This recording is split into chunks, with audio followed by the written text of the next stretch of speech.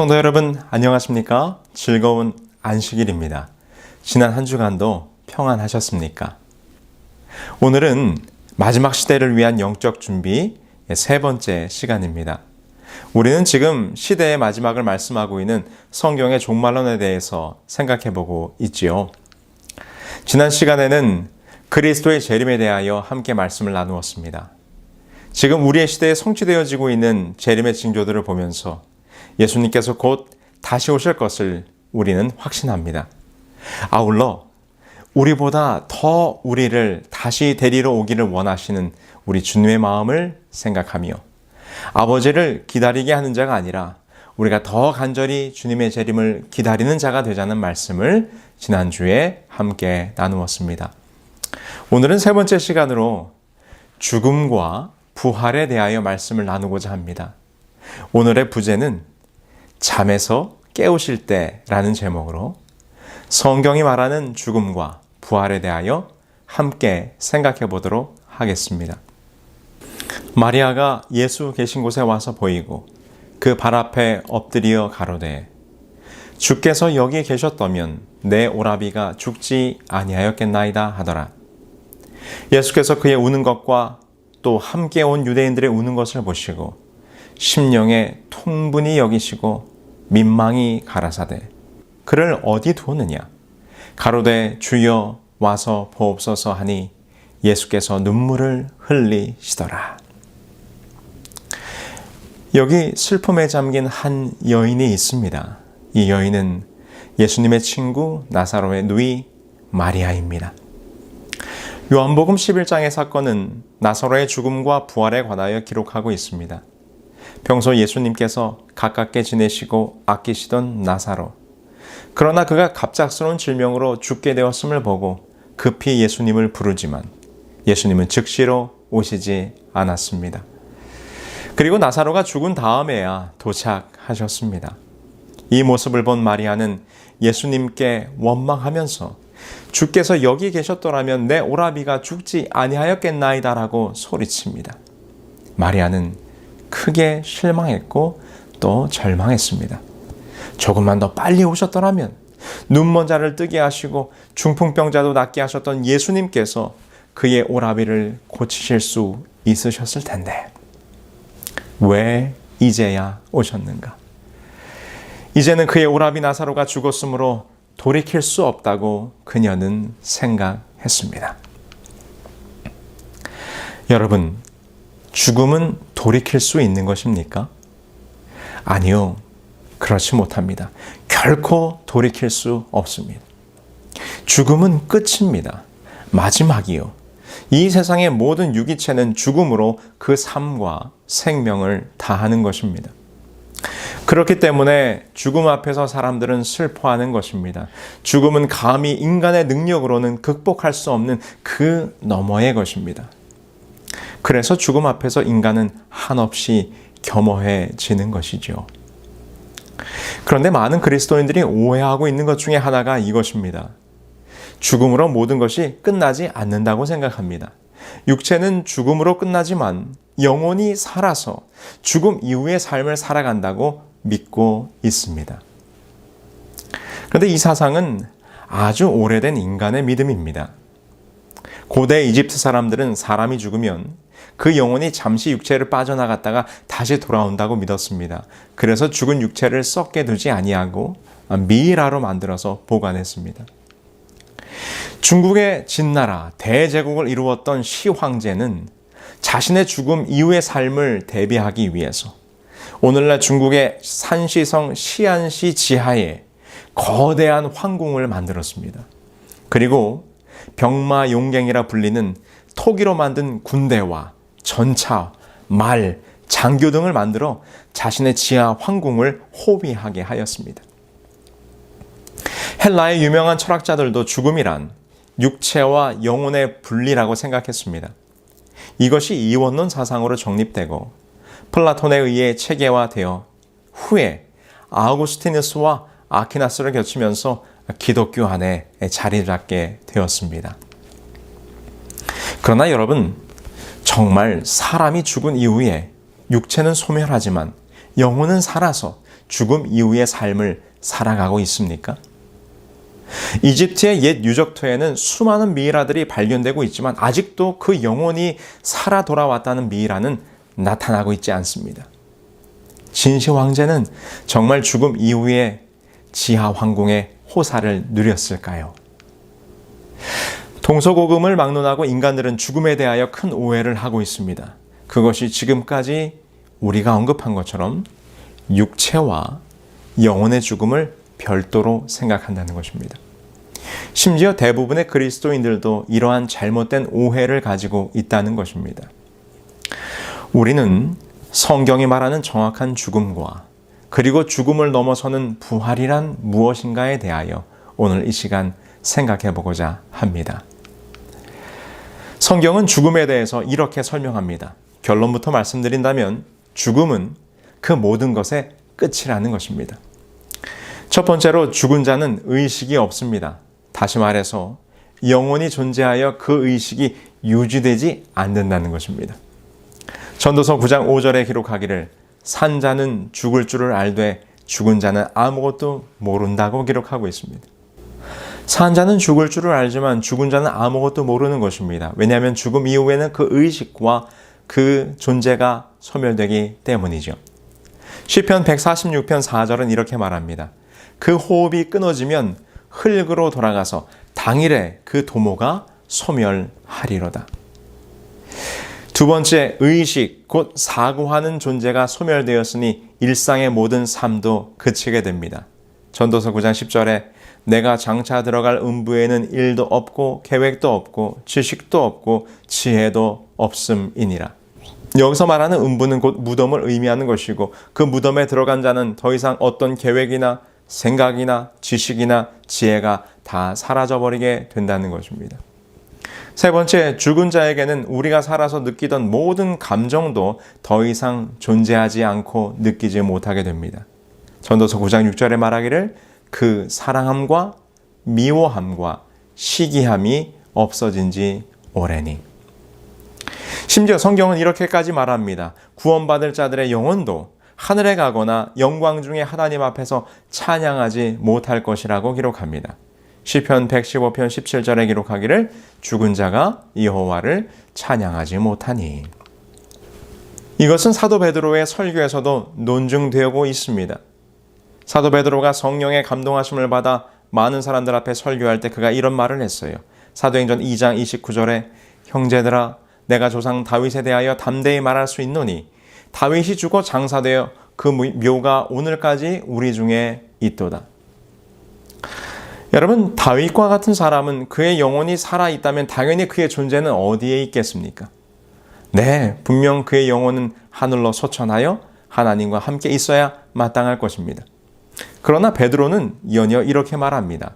사도행전 2장 34절에 기록하기를 다윗은 하늘에 올라가지 못하였으나 라고 기록합니다. 여러분, 베드로의 논정은 매우 명확합니다. 사람이 죽은 후에 그 영혼이 하늘에 바로 들어가는 것이 아님을 정확히 지적하고 있습니다. 이처럼 성경은 죽음에 대하여 분명한 어조로 모든 것의 끝, 무의식의 상태, 곧 존재의 소멸이라고 언급합니다. 이것은 성경 구약을 믿는 유대인들의 사상에서도 똑같이 나타나는데 유대인의 백과사전 불멸의 영혼이라고 하는 부분에 보면 이렇게 설명합니다. 몸이 사라진 후에도 영혼이 계속 존재한다는 믿음은 성경 어느 곳에도 나오지 않는다. 불멸의 영혼에 관한 믿음은 그리스도인의 사고를 접하게 된 유대인에게서 나온 것으로 주로 플라톤의 철학이 그 시초이다. 플라톤의 이론은 바벨로니아인과 이집트인의 관점이 기묘하게 뒤섞인 오르페우스와 엘레우시스 신화와도 연관되어 보인다.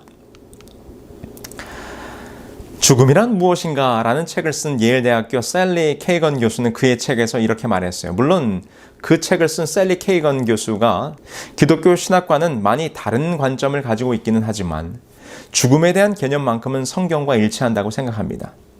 그는 이렇게 말했습니다. 죽음이란 결국 모든 인식 주체에 대한 종료를 의미하므로 인식의 주체가 없는 상태에서 무엇인가를 인식하라고 하는 것은 모순이라고 그는 그의 책에서 결론을 내리게 됩니다.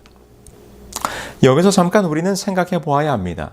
그렇다면 사람이 죽어도 그 영혼이 죽지 않고 천국에 가든지 지옥에 가든지 영존한다고 하는 오해는 어떻게 시작되었을까요? 그것은 인간 역사의 기원으로 올라가야 합니다. 창세기 2장 17절에 하나님께서 이렇게 말씀하셨어요.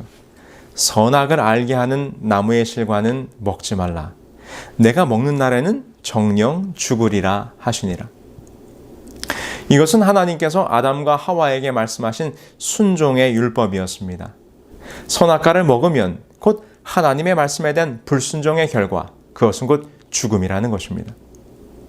그런데 이에 대해 사단은 다음과 같은 거짓말을 합니다. 창세기 3장 4절로 5절이죠. 뱀이 여자에게 이르되 너희가 결코 죽지 아니하리라. 너희가 그것을 먹는 날에는 너의 눈이 밝아 하나님과 같이 되어 선악을 알 줄을 하나님이 아심이니라. 여러분, 하나님과 사단 둘 중에 하나는 거짓말을 하고 있는 것입니다. 정령 죽으리라, 결코 죽지 아니하리라. 누가 거짓말을 하고 있습니까? 여러분, 아담과 하와는 선악과를 먹음으로 불순종의 죄를 지었고 결국 그들은 죽음을 맞이했습니다. 사단의 말이 거짓이었음이 드러났습니다. 사단의 말처럼 아담과 하와는 하나님과 같이 되지도 못했고 죽음을 면하지도 못했습니다. 그러자 사단은 그의 거짓말을 이렇게 이어가게 됩니다. 육체는 죽어도 영혼은 영원히 죽지 않는다. 바로 이 영혼 불멸 사상이 이 사단의 오래된 거짓말에서부터 시작되었다는 것을 우리는 기억해야 합니다.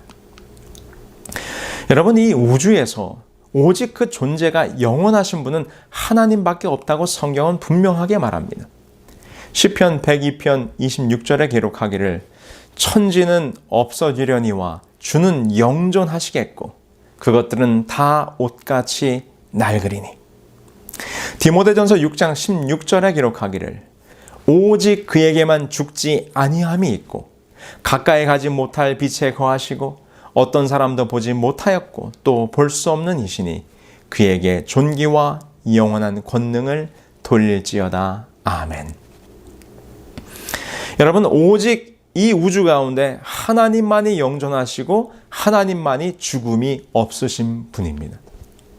하나님과 달리 인간은 죽게 되어 있습니다. 그래서 성경은 인간들의 생명을 잠깐 보이다가 없어지는 안개에 비유하기도 했고 육체뿐이라 가고 다시는 오지 못하는 바람이라고도 설명했습니다. 그리고 말하기를 사람은 꽃과 같아서 쇠하여지고 그림자같이 신속하여서 머물지 아니한다라고 욥기는 우리들에게 증거합니다. 하나님과 인간은 분명하게 구별됩니다.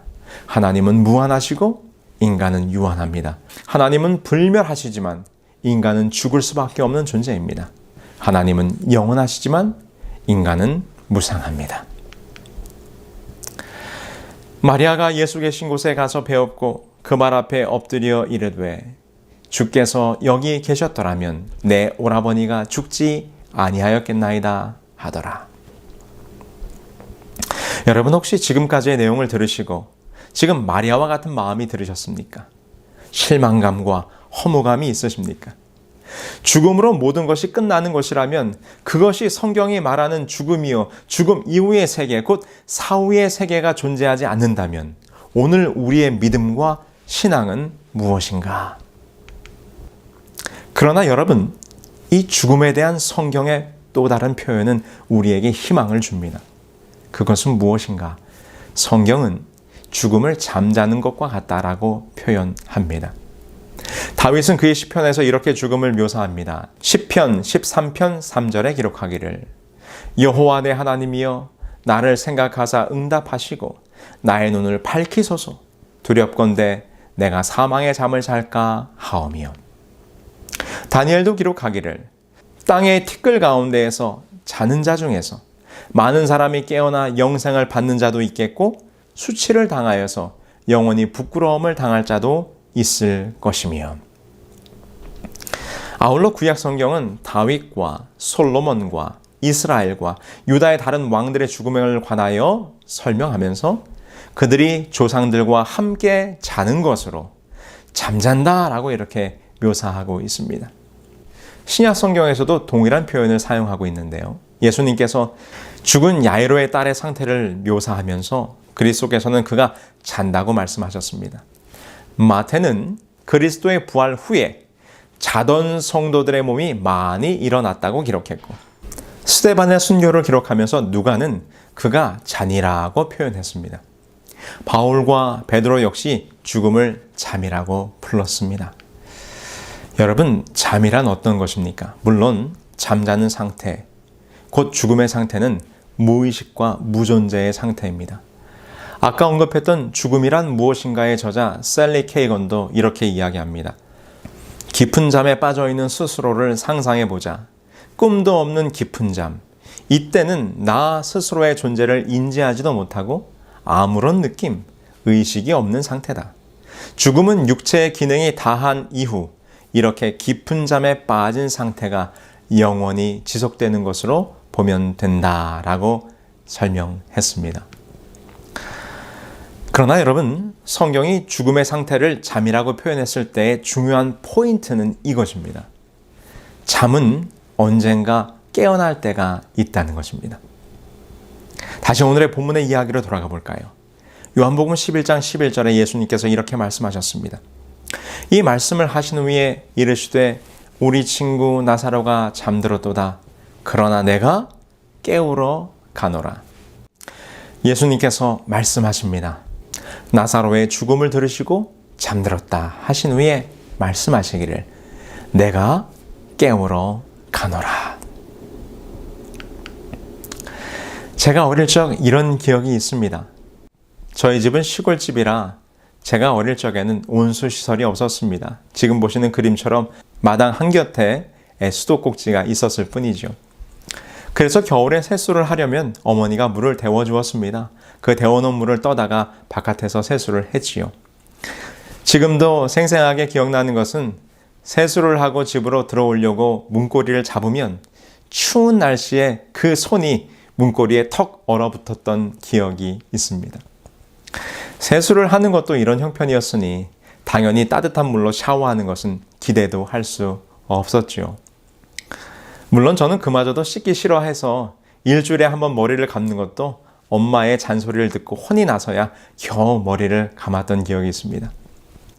어쩌다 연중 행사로 읍내에 대중 목욕탕을 가는 것이 따뜻한 물로 목욕할 수 있는 유일한 기회입니다. 그러나 그마저도 자주 갈 수 없었기에 목욕을 할라치면 커다란 가마솥에 물을 끓여서 지금 보시는 것처럼 큰 고무다라이에 물을 받아 그 안에 들어가 목욕을 했습니다. 그런데 어느 날, 그날은 아버지가 목욕을 하시는 날이었습니다. 아버지가 혼자서 목욕을 하시던 중에 방에 있던 저를 부르셨어요. 그래서 저는 아버지가 목욕을 하는 이 할아버지 방 아궁이가 설치되어 있는 광으로 들어갔습니다. 아버지는 빨갛고 큰 고무다라이 안에 들어 앉아 계셨고 나에게 때밀이 타올을 주면서 등을 밀어달라고 하셨습니다. 제 기억으로는 그것이 제가 처음으로 아버지 등을 밀었던 때였던 것 같습니다. 아버지의 등이 얼마나 넓던지 제 작은 손에 이태리 때밀이 타올을 끼고 아버지 등을 미는데 마치 커다란 벽을 문지르는 것 같았습니다. 그런데 아버지 등을 밀기 시작한 지 한참이 되었는데 아버지가 아무런 소리를 내지 않으시는 것입니다. 제가 등을 미는 대로 앞뒤로 몸을 이렇게 미는 대로 앞뒤로 몸을 이렇게 흔들고 계실 뿐이었습니다. 평소 같았으면 이런저런 말을 하셨을 것도 같은데 아무 소리 없이 몸만 앞뒤로 흔들 하고 계시는 것입니다. 순간 어린 마음에 덜컥 겁이 났습니다. 무슨 생각을 제가 그때 했는가 하면 혹시 아버지가 이대로 죽은 것이 아닌가. 왜냐하면 고개를 푹 떨구고 아무 힘 없이 어린 제가 등을 미는 대로 앞뒤로 몸을 흔들 하시는 것이 그냥 죽은 사람의 모습과 같았기 때문입니다. 순간적으로 얼마나 무섭고 혹시 아빠가 죽은 것이 아닌가 겁이 났든지 제가 어떻게 했을까요? 제가 아빠 하고 소리를 쳤습니다. 그랬더니 순간 아버지가 고개를 탁 드시면서 왜 이렇게 크게 불러? 이렇게 대답을 하시는 것입니다. 아버지가 잠에서 깨신 것입니다. 얼마나 감사하고 다행이든지. 여러분, 지금 예수님께서 나사로를 깨우러 오신 것입니다.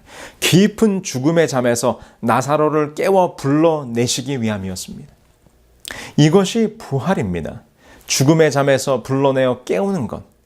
요한복음 11장 25절에 예수님께서 이렇게 말씀하셨습니다.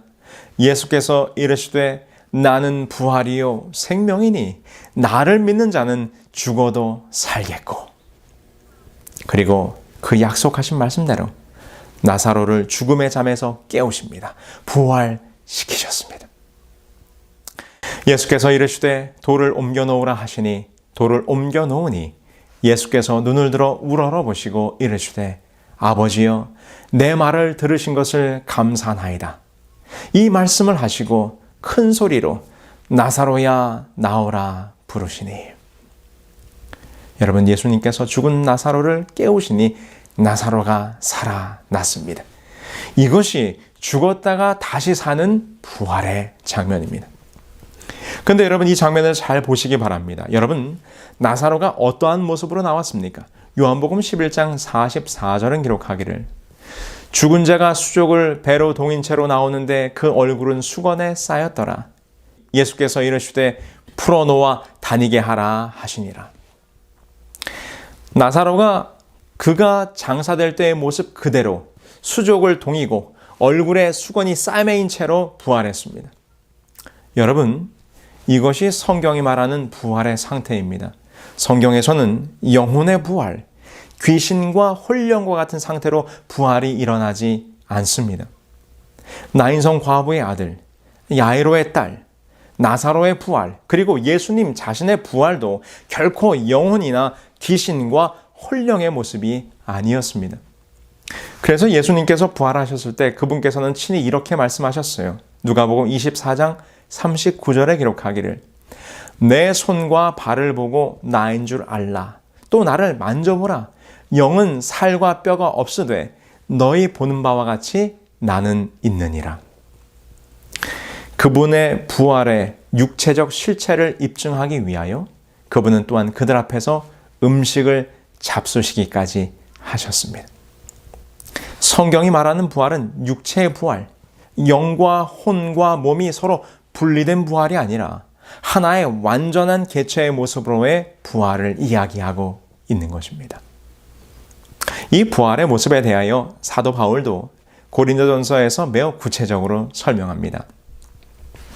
보라 내가 너희에게 비밀을 말하노니 우리가 다 잠잘 것이 아니요 마지막 나팔의 순식간에 호련히 다 변화되리니 나팔 소리가 나매 죽은 자들이 썩지 아니할 것으로 다시 살고 우리도 변화되리라. 이 썩을 것이 불갑을 썩지 아니할 것을 입겠고 이 죽을 것이 죽지 아니함을 입으리로다. 이 썩을 것이 썩지 아니함을 입고 이 죽을 것이 죽지 아니함을 입을 때에는 사망이 이김에 삼킨 바가 되리라고 기록된 말씀이 응하리라. 사망아 너의 이기는 것이 어디 있느냐? 사망아 너의 쏘는 것이 어디 있느냐? 성경은 분명히 귀신이나 혼령, 영혼이 부활하는 것이 아니라 육체의 변화된 부활을 이야기하고 있음을 여러분 분명히 깨달으시게 되길 바랍니다. 이것에 대하여 20세기의 저명한 신학자였던 오스카 쿨만은 그의 논문에서 이렇게 얘기했어요. 1950년대 그가 쓴 논문 영혼 불멸인가 아니면 죽은 자의 부활인가? 이곳에서 그는 뭐라고 설명하는가 하면 영혼 불멸은 대철학자 소크라테스와 플라톤의 가르침일 뿐 우리 신약 성경의 가르침은 아니라고 그는 이야기합니다. 우리 크리스천들은 그리스도의 참된 소망인 몸의 부활을 기대하고 소망하며 그것에서 위로와 힘을 덧입어야 한다고 그는 그의 논문에서 주장하고 있습니다. 그래서 우리는 그리스도 안에서 죽어도 다시 살 수 있는 실제적 부활을 믿는 것입니다. 이것이 성경에서 말하는 참된 부활의 모습이요 참된 부활의 장면입니다. 그렇다면 여러분, 그 실제적인 부활의 사건은 언제 일어날까요? 그 부활의 사건은 예수님의 재림의 때에 일어나게 될 것입니다. 데살로니가전서 4장 16절로 17절에 기록하기를 주께서 호령과 천사장의 소리와 하나님의 나팔로 친히 하늘로부터 강림하시리니 그리스도 안에서 죽은 자들이 먼저 일어나고 그 후에 우리 살아남은 자들도 그들과 함께 구름 속으로 끌어올려 공중에서 주를 영접하게 하시리니 그리하여 우리가 항상 주와 함께 있으리라. 예수님의 재림의 장면입니다. 하늘에 천천만만의 천사와 강림하실 때 먼저 그리스도 안에서 죽은 자들을 살리실 것입니다. 만일 죽은 그리스도인들이 벌써 하늘에 소천하여 하늘에 가 있다면 뭐하러 주님이 다시 오실 필요가 있겠습니까? 그들이 아직 죽음의 잠을 자고 있기에 깨우러 오시는 것입니다. 죽은 성도들이 잠에서 깨어나면 그 후에 살아있던 우리 성도들도 함께 하늘로 올리우게 될 것입니다. 그리고 우리는 하늘에서 주님께서 주시는 영생의 축복을 누리게 될 것입니다. 믿음의 성도 여러분, 우리의 인생에 죽음이 닥친다 할지라도 염려하지 말고 두려워하지 마시기 바랍니다. 우리의 가족 중에 죽음의 잠에 먼저 드신 분이 있다 할지라도 너무 슬퍼하지 마시기 바랍니다. 우리 주님께서는 분명히 우리를 잊지 않고 깨우실 것입니다. 우리 주님께서는 때가 되어 주님께서 이 땅에 재림하실 때 분명히 우리를 기억하시고 우리를 잠에서 깨우실 것입니다. 우리는 때가 되어 부활의 주, 생명의 구주께서 우리를 깨워줄 것이라는 것을 믿고 잠들면 되는 것입니다. 예수님께서 이렇게 말씀하십니다. 예수께서 이르시되 나는 부활이요 생명이니 나를 믿는 자는 죽어도 살겠고 무릇 살아서 나를 믿는 자는 영원히 죽지 아니하리니 이것을 내가 믿느냐. 오늘 이 부활의 신앙이 여러분 모두에게 큰 소망이 되시기를 간절히 바라면서 준비된 말씀을 마치겠습니다. 하늘아버지, 예수 그리스도를 믿는 믿음으로 죽음에서도 다시 부활할 수 있는 새 생명의 소망을 저희들에게 허락해 주셨으니 참으로 감사합니다.